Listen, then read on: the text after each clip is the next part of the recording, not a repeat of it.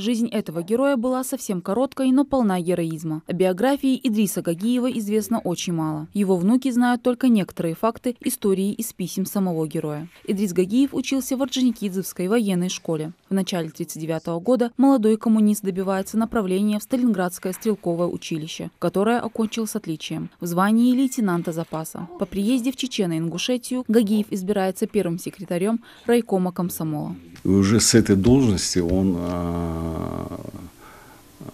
добровольцем ушел на фронт.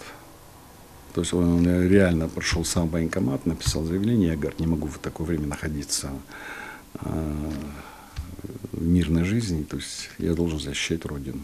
Эту мирную жизнь советских людей прервала гитлеровская Германия, вероломно напав на СССР. По прибытии с товарищами в город Елец Гагиев был назначен помощником политрука 780-го стрелкового полка. Осуществляя свой план, немецкая военная машина пыталась опоясать Москву с прилегающими к ней областями. Дивизия, в которой воевал наш земляк вместе с другими частями Красной армии, после тяжелых кровопролитных боев оставила город Елец. Своему долгу политрук Гагиев был верен с первых же дней войны, вдохновляя бойцов словом и личным примером в боях. Командирование достойно отметило качество политрука полка. В конце 1941 года Идрис Гагиев был награжден медалью за боевые заслуги. После в составе других частей Красной армии развернулось жестокое сражение при освобождении села Костомарова-Юдино. Сосредоточив здесь большие силы, фашисты отчаянно удерживали за собой населенный пункт. Но бойцы дивизии решили любой ценой вырвать селение из рук гитлеровцев. При убитом командире ихнего он взял командование на себя,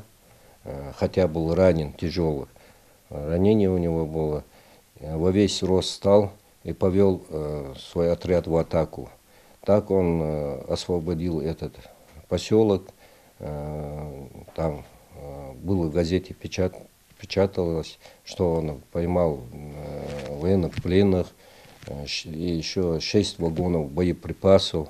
Но этот бой для 28-летнего парня стал крайним. Вражеская пуля сразила политрука насмерть. Своему фронтовому другу он успел передать последние слова. «Скажи родным, чтобы меньше переживали за мою смерть. Я погибаю с гордостью, что честно отдал свою жизнь за Родину, за победу». По сей день жители Тульской области знают о его героическом подвиге. И в Шаламово там братская могила. То есть и там стелла, и на стелле вот его имя тоже выбито. Это, на этой стелле стоит стелла над могилой братской. И золотыми буквами высечены вот имена всех погибших, которые захоронены там.